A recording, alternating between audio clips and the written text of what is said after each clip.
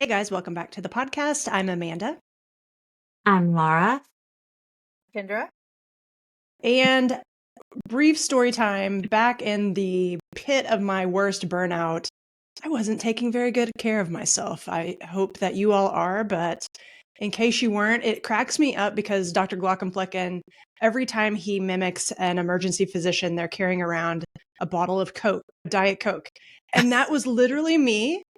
And everyone I knew, like we were just mainlining Diet Coke. And I would say out loud, listen, guys, get off my back. It's either this or meth. So we have somebody. Okay, so we've recently redone our Wellness 911 program, and there is a section now. We take you through a 5-step process, and section 4 is where you're feeling better, but now we go to optimizing yourself. And one of those things is nutrition. So I am excited to have a culinary medicine specialist here, and let me introduce you. Dr. Amy Robinson is joining us today to talk about food and our health. Over her 20-plus year career, she's been a community family physician, an Indian Health Services physician, and currently she's faculty at the University of New Mexico. She has expertise in integrative medicine. She was actually in my class, so she's a friend too.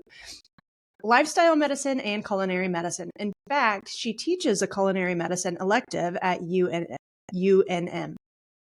You know, many of us went to medical schools where pathophysiology, pharmacology, and biochemistry were heavily emphasized, but maybe there was less emphasis on things like nutrition, sleep, and exercise.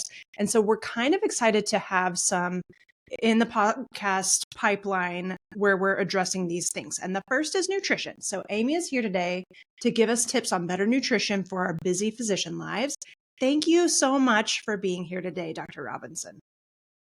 Thanks for having me. I'm super excited to have this conversation with you all.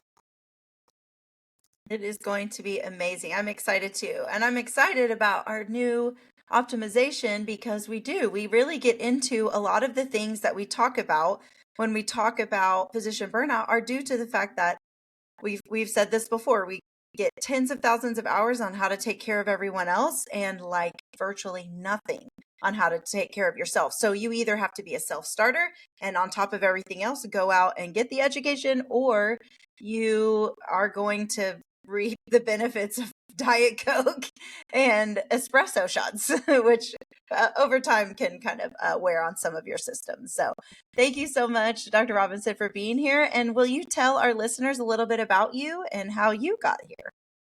Yeah, thanks for asking. So, in the early part of my career, I worked in some different settings like Indian Health Service. And I think one of the biggest wake-up calls was when I had access to a dietitian whose office was literally right next to mine. And a patient asked for advice about how to reduce her A1C and lose some weight. And I said, oh, yeah, I'll be happy to refer you to the dietitian right next door. It's free, no cost at all. And she said, I don't want the dietitian to tell me how to eat better. I need you to do it. And I had a lot of similar conversations like that. And it really emphasized what Amanda said at the beginning, like that was just not part of my original education. When I was in med school, the nutrition section was basically memorizing the structures of vitamins and being able to answer that correctly on a multiple choice test, which is obviously completely useless information from a clinical standpoint. So fast forward, when I joined UNM, I kind of took that as an opportunity to study the curriculum because I was in this program called Medical Education Scholars, and we had to do a project. So I did a project trying to figure out where nutrition education was in the curriculum, and then since that time have tried to improve that. And so that's where I ended up getting to develop this culinary medicine course, and that's where we are now. So I do that twice a year for 4 weeks with fourth year med students, and any faculty or other colleagues who hear about it are like, oh, I want to take that course. So here we are. We can do like a few of the tidbits from that course in this conversation. Yes, I was just going to ask you, how do I sign up? How can I take the 4-week course? Please let us know by the end. Anyways, go ahead. Yeah, well, what other questions do you have? So we talk about doctors having a lot on their plates, no pun intended, but why do we need to pay attention to what we're eating? Why is that significant to us? Yeah, well, for a couple of reasons. A lot of us have really demanding jobs, and, we need to sustain our energy and our mental clarity throughout those hours at work. And eating, healthy foods, not so much processed foods, not so much fatty foods, really impacts our ability to focus, have good energy throughout the day, enjoy our jobs, and then also, when we go home to our families, not just crash. So it's just kind of an all around win win in terms of trying to become the best version of yourself, which I really think that's kind of what the whole physician's about. So I'm, again, glad to have this conversation. Yes, awesome. And just like you said, you're a busy physician. Amanda just railed off everything that you're involved with. And so you understand, what are some of the biggest obstacles preventing us from eating for our health instead of out of convenience? Yeah, so I think the biggest obstacle is how we manage time with regard to obtaining food, preparing meals, and then allowing ourselves the time to actually eat. So, the other aspect is, in a lot of healthcare settings, people are bringing food in because they want to appreciate us. They bring in cookies and donuts and all these really kind of processed, not so healthy foods. And so I think one of the first steps in that journey for me was learning how to, mentally take note that somebody appreciated me, but not eat any of that stuff. And instead learn how to bring healthy snacks, bring healthy meals, and then, yeah, figure out in my schedule, when am I going to prepare my breakfast, my lunch, my dinner. I don't have children at home right now, but I did for a long time, and just figuring out, okay, how do you also kind of take into consideration what you need to do for your kids and your family? So time and timing are two of the biggest things. So let's dive in. What are some basic culinary medicine principles that you teach in your course? Yeah, so the first one is healthy eating patterns. So, you may have heard of the standard American diet, which is SAD. It's sad and it has a lot of processed foods, a lot of foods that have a lot of sugar and refined flour, and not nearly the recommended amounts of vegetables, fruits, and fiber. So, really, the first step is to kind of take a look at what is a healthy eating pattern. And there are quite a few healthy eating patterns. So, one is the Mediterranean diet. So, there's a lot of literature showing how that has been associated with better health outcomes, less diabetes, less hypertension. And so that's a good starting point for a lot of people. There's definitely a lot of emphasis, I think, in these conversations on something called a whole food plant-based diet. So things that you can kind of see, like what was the original food? It's not, highly processed. So like, say, chicken, for example. A lot of people like chicken, but, instead of buying these chicken nuggets that are highly processed, what if you just, cooked it yourself, or, it was still in the original form? And certainly with a lot of fruits and vegetables too, instead of buying like a fruit roll up, eat the real piece of fruit. So healthy eating patterns is one of the biggest ones. Another one is thinking about that time issue, a concept called batch cooking, or some people call it meal prepping. And so thinking about how that might look for you. And there are different forms of that. So some people might cook a whole meal, like a tray of lasagna, and cut it up into pieces and put it in containers as a grab and go, or freezing things.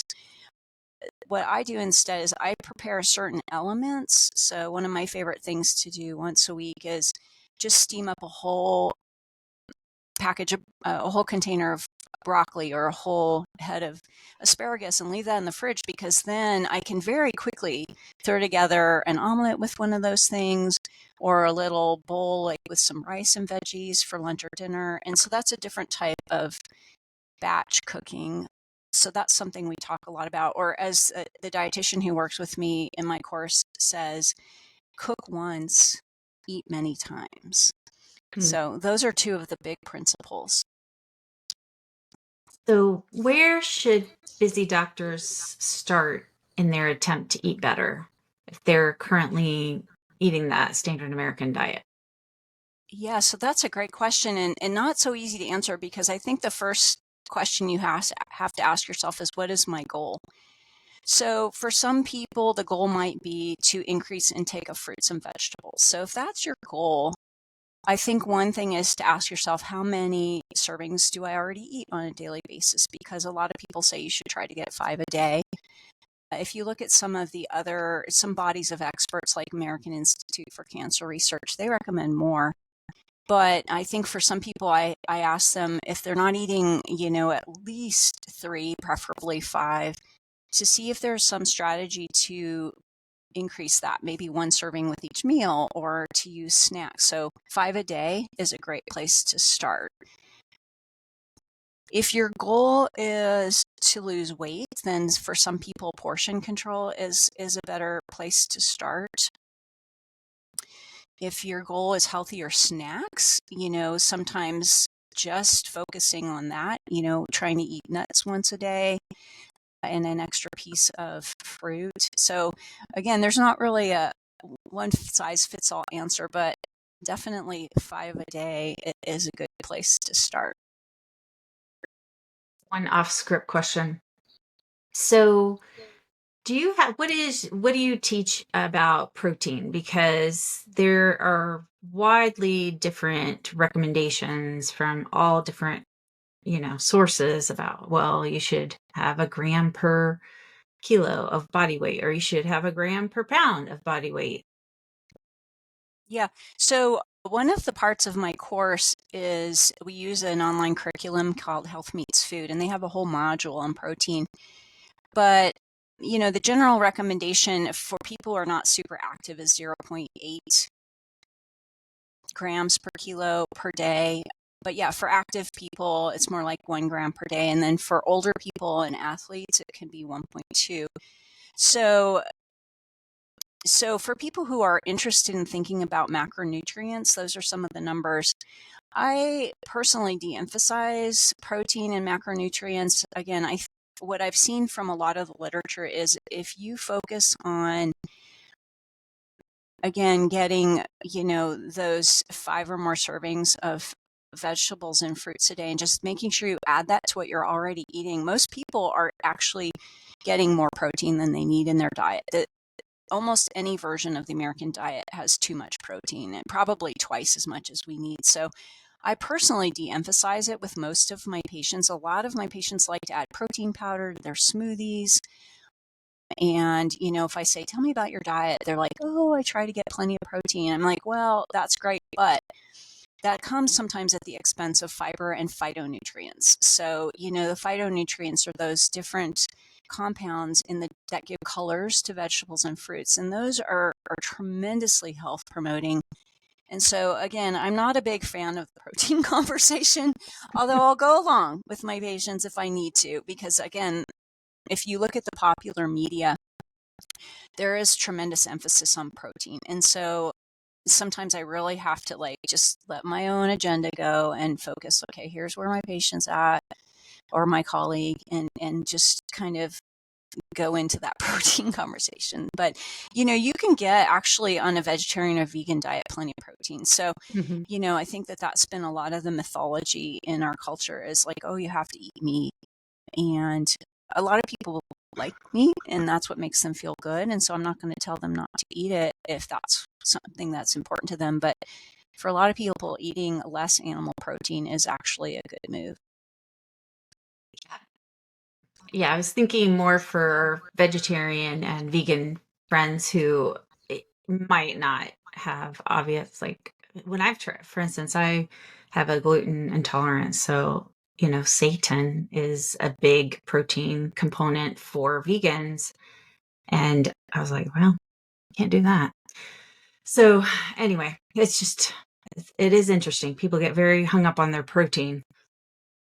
So what if we haven't been a cook at home kind of person before? Do you have any secrets to making it easier? Well, there's several. Sometimes doing an online cooking class can be helpful. So kind of in the pandemic, when we were kind of stuck at home and maybe just sort of goofing around on the internet, I came across a little program called Culinary RX, which was not very expensive, and I thought it was just beautiful. And it's part of a bigger company, called Ruby, Rouxbe, and they have all kinds of cooking classes. Some of them are pretty elaborate, but I thought I knew a lot about technique because I'd been teaching culinary medicine for a while, and I actually picked up some new tips that I thought, wow, if I didn't know about how to make a salad or how to steam a vegetable, I thought it was very, very clear and short, like 8 to 10 minute segments. So that's one option. Another option is to just think about a few basic concepts. So sheet pan cooking is a great concept, and you can find all kinds of stuff on the internet. It's so easy. You just literally get a cookie sheet and put a piece of parchment paper and then just stick some stuff on it. So, so what I frequently do is like maybe cut a butternut squash in half, maybe put a couple potatoes, a couple sweet potatoes, maybe some tomatoes, and again, it might sound kind of fancy, but if you just look it up on the internet, you'll find some tips. And I think sheet pan cooking is a great place, and you can definitely do your proteins on that too. Chicken, tofu, fish. So that's one great place to start. I love it. That's super useful because I have ruined many, many dishes. But I could probably do a sheet pan. I think I could do that. So one of the tips was, oh yeah, can I just tell you one more thing on sheet yeah. pan? One of the tips is thinking about the fact that different things cook at different amounts of time. So one of my hard-earned lessons is don't mix everything up. Like keep the different elements separate so that especially the things that you think are going to cook the fastest. One of my favorite things to do is cut up a zucchini in what looks like the size of French fries, put that on one end. And then, again, you can look up cooking times, but try to keep things separate so you can pull it out of the oven, take off the things that are already cooked, and then put it back. So that's just one of my little tips on sheet pan cooking that I messed up a few times. So anyway, what else were you going to I will mess up more times than you could ever dream, but I will. It's my gift, really. Okay, so what are one or two nutritional changes that, if they're just going to do one thing or two things, what would make the biggest impact, do you think, for the majority of us? Yeah, so I think trying to figure out a way to make sure you get plenty of fiber in your diet. And so, again, one of the simplest ways is to just add an extra serving of vegetables to your dinner or an extra piece of fruit to your snack, because the vast majority of people I talk to, and I take care of a lot of physicians, by the way, the vast majority don't get enough fiber in their diet. So I think that if you really wanted to just say, what's one thing I could do, bumping up fiber. Now, if you want to get a little more savvy, there's also a pretty robust and growing body of literature about ingestion of nuts. So if you look at like the Adventist Health Study, studies, people who eat nuts, I think it's 4 or 5 times a week, have greater longevity and, better health for a whole lot of reasons. So that's another one that I've kind of had fun with. So one thing I've done in my pantry a few years ago is I just got clear jars and put like a jar of walnuts, a jar of pecans, a jar of cashews, some sunflower seeds, and some almonds. And so I have a little plastic container that just sits right there. And so a couple times a week, I try to tell myself, oh yeah, don't forget to make your little nut parfait. It literally takes 1 minute. Like I just do, a little pinch of nuts, and it looks so cute. And then I take it to work with me, and then I try to eat it at a time where I'm thinking, oh, I'm so hungry. I would just love a cookie or candy or something. And sometimes I even start like going around asking people, and I like catch myself and go, oh, no. If you're hungry enough for that, you're hungry enough for your little jar of nuts. And it's fun, and it's a nice little timeout. So I think nuts is really a great opportunity for busy physicians and people in general. You mentioned the Adventist Health Study. I'm reading the Blue Zones book, and it's interesting because almost every pocket of Blue Zones, which is people who live to 100 but well, like at a higher rate than most of them, they all have diets that are very heavy in beans, like chickpeas or something else, and it's all whole foods, plant-based diet with sometimes there's fish, sometimes there's not. But, Adventists are vegetarian usually. I don't know if that's a law or not, but tend to be. I don't know what I'm talking about, but that's what the book said. So, will you help us? Do you have any easy go-to recipes? Yeah, I have a couple. So sometimes I like to make something I call healthy nachos. So, you know how I said sometimes I'll steam up a bunch of broccoli or asparagus during the week, or sometimes, speaking of legumes, have some black beans that I've prepared. So there's just like a little pot of black beans. So healthy nachos is just basically, you when you go to the store, need to buy some unsalted corn chips. Remember, I live in New Mexico. I'm not originally from here, but I've been here over 20 years now. So I've adopted New Mexican dietary patterns to some extent. So we frequently have some red chili and some cheese in the fridge. So what I'll do for healthy nachos, it takes literally like 3 minutes to prepare, so get a little, pan for my toaster oven, put a piece of parchment paper or foil, throw the chips, throw some beans. Maybe I'll chop up a radish into little chunks, grate some carrot, put one of the greens. So again, another concept is eat the rainbow. So you want colors, more than 2 colors. So I try to have something, maybe chop up a little yellow pepper, because if you can really eat the rainbow, you're going to feel so much better. You're going to have better energy, healthier skin, all kinds of stuff. So again, throw on about 4 or 5 things, put a little chili, put a little cheese, pop it in the toaster oven. Pay attention, don't get distracted because it cooks fast. And then voila, you have healthy nachos, so I love that. And it's a way you can get the legumes. So you can use any legumes, pinto beans, chickpeas, white beans, black beans, but black beans are really a superfood. So that's a great one. And get the canned ones if you don't have the patience or energy to cook it yourself, and just rinse it out, and you still have almost the same nutritional value. So that's something for a busy person. Sometimes I'm just so tired, when I get home and I'm just thinking, oh, I wish I could have stopped somewhere and just got something on the way home, but I don't because, I'm a nutrition guru.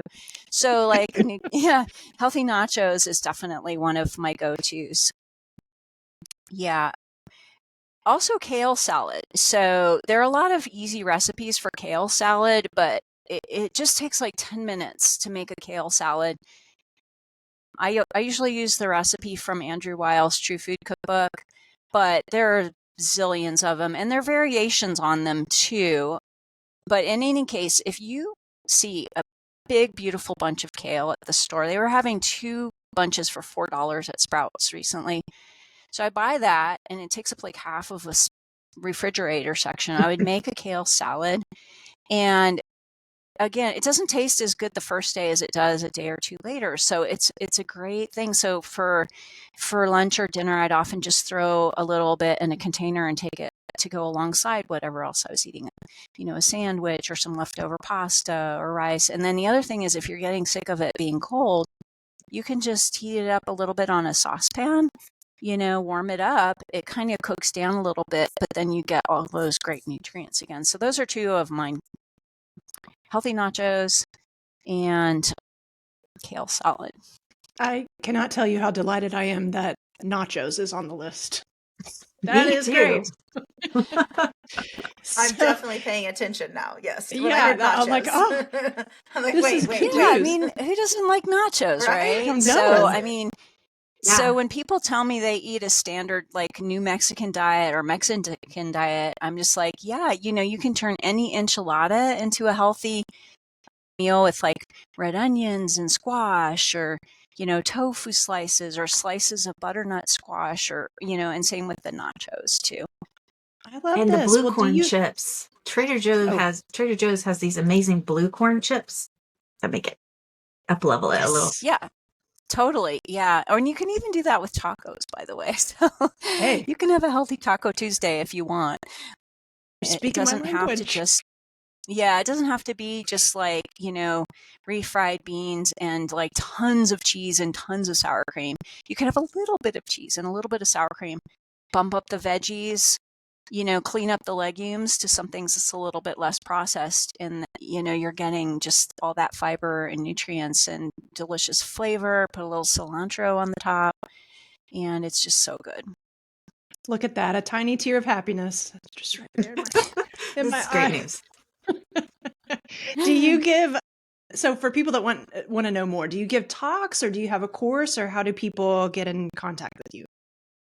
Yeah, I wish I could say I have something more to offer. I eventually am going to try to design some type of a community cook-along session where maybe once every quarter on Zoom, just anybody who wants to participate can cook with me. So, I mean, you're welcome to give out my email address, because the first one of those might happen, hopefully, fingers crossed, in May.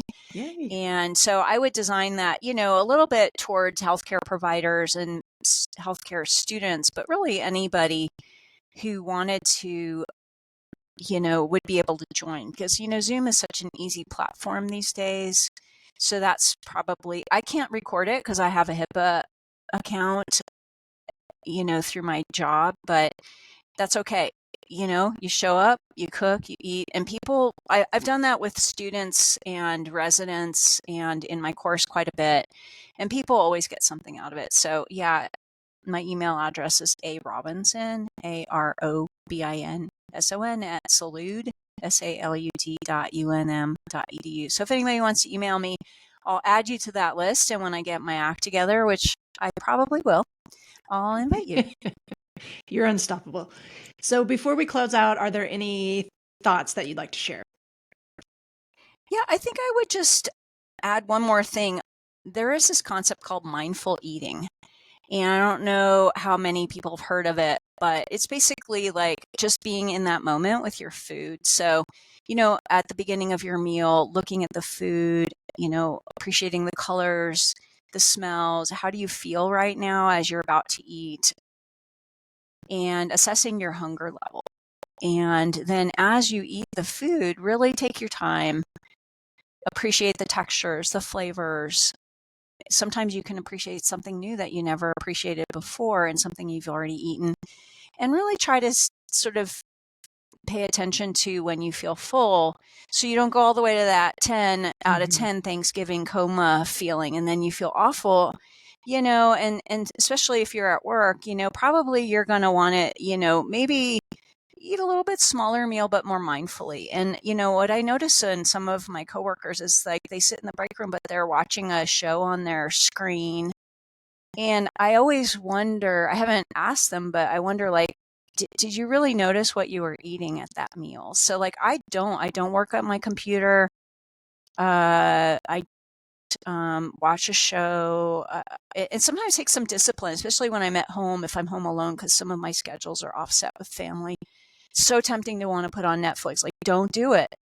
Just enjoy like that bounty of food and nutrition. And I think that, a lot of times people feel better, when they start doing that as a habit. So again, that concept of mindful eating, I think, really adds to our health and well-being as it relates to nutrition.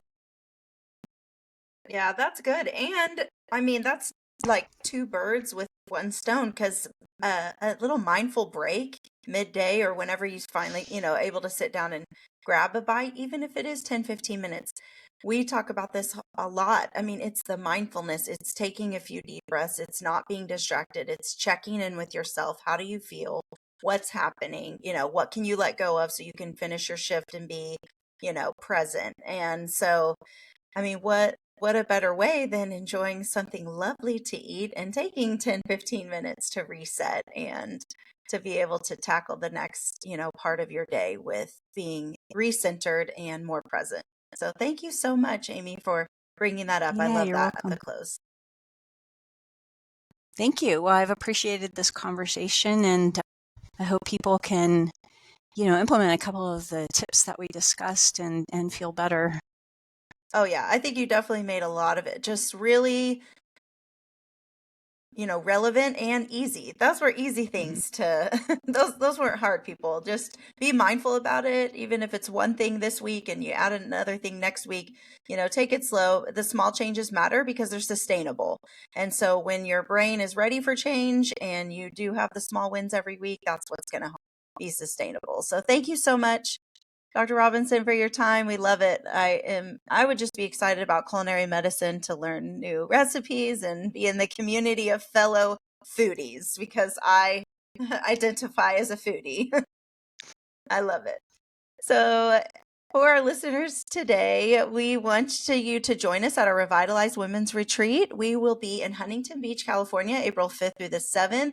There's a lineup of amazing speakers, but also time for community. So if you want to check out and register, we'll include the link in our show notes. And like we talked about at the beginning, we have relaunched our course. It's got great new material. It's called Wellness 911. So go to our website, www.thewholephysician.com, to get more information. We take demoralized doctors from fried to fantastic with our easy and evidence-based Wellness 911 program. So until next time, you are whole, you are a gift to medicine, and the work you do matters.